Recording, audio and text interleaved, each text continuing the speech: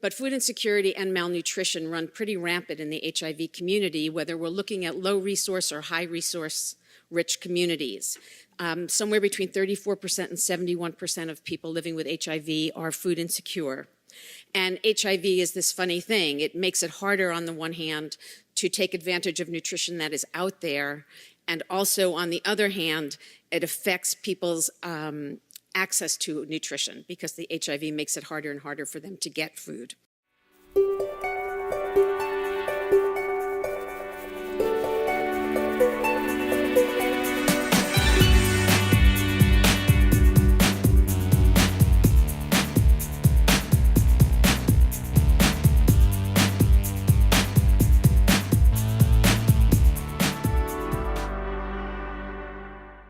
So what we like to say is nutrition is a very inexpensive intervention.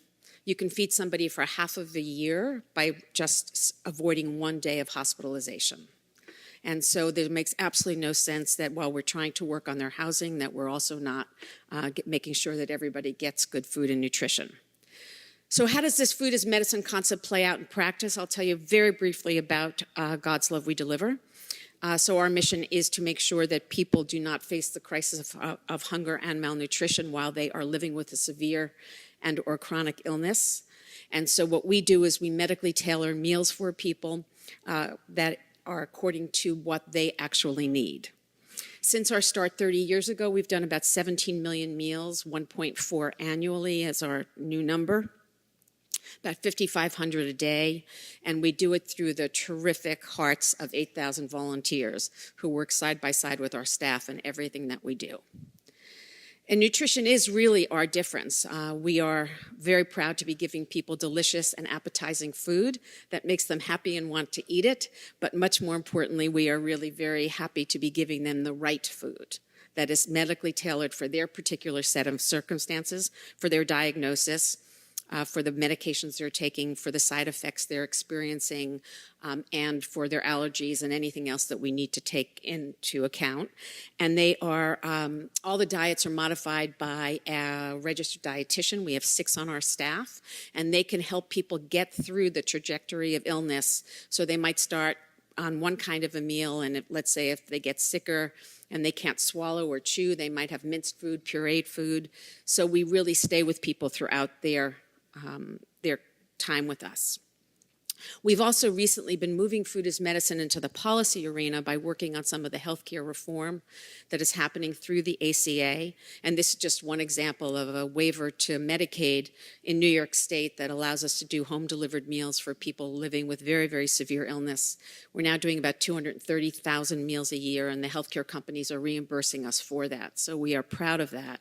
But it is really, I bring it up here not just to say that we're proud, but to say that there's recognition, therefore, by the healthcare companies that we are helping them meet their goals. Otherwise, they wouldn't do it, because they don't have to do it. It's absolutely their choice. Just some other ways that we're working on ACA, but I'll move on for time. So I want to talk about policy, because the research is really important in us advancing policy. We can talk till we are absolutely blue in our face about how great our program is and how much positive impact it's having on people's lives. But that research piece that I shared earlier is what has allowed us to move policy forward. And we're working on 2 fronts, on the Ryan White front as well as on the Affordable Care Act front. On the Ryan White front, we are really saying that Ryan White is the model for what ought to be the care that people can expect in this country. And so it is not just on our mind the medical side of that, but it is also, in our case, food as medicine or all of the structural interventions. And on the Affordable Care Act, where there is really no coverage for food and nutrition services for any illness whatsoever, unless somebody does an innovation, or state does an innovations project or gets a particular waiver, we have a lot of work cut out for ourselves.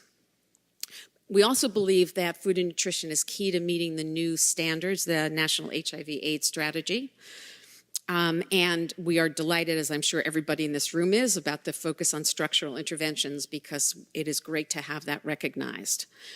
And we have found a number of places where we can really drive home the role of food and nutrition in those goals, and these are some of them, which in the interest of time I will move on. But as I said, Ryan White is the model, and we are really pushing that because of the because of the research that we're able to garner that demonstrates just how important food and nutrition is for the overall health of people, and how we are going to help the system save costs while improving the lives of people. And if we are going to get to zero, we are going to need to keep our policy work on those two fronts. Ryan White, because it covers people who otherwise, even if the ACA was perfect, would not have any coverage. Also because it is the only funding stream in the federal government that actually has food and nutrition services. And also on the ACA, though, because at least in New York, we're seeing more and more of our clients moved into managed care companies or plans for their medical care. And so what we are trying to say is that there are two options, at least within Ryan White right now, because of that HRSA rule, that food can be a core medical service. More core service money can go toward food and nutrition services. And then the other is more communities could, in fact, if they wanted to, go for a waiver from the 75-25 and allow for more space for all of food and nutrition services. And so the summary of all of that, I know that was a little speedy, is that if we're going to achieve either the NHOS goals or the ACA goals, whichever slice you want to look at what we're trying to do here, food and nutrition services must be included as a reimbursable and necessary part of all health care, because otherwise we are going to leave behind people who will have worse outcomes, higher costs, and they really will not get as well as they can be. Just one plug, if I might. I'm not only here as a representative of God's Love We Deliver, but also of the Food is Medicine Coalition, which is made up of sister organizations like God's Love and other food programs around the country. And this is what we advocate for, so we are right there beside you, and we are in this fight for the long haul and hope that we will make great progress along with you. If you're interested in hearing more about food and medicine, feel free to join our coalition. The website's up there. It's FIMIC, Food is Medicine Coalition, at godslovewedeliver.org. And thank you very much.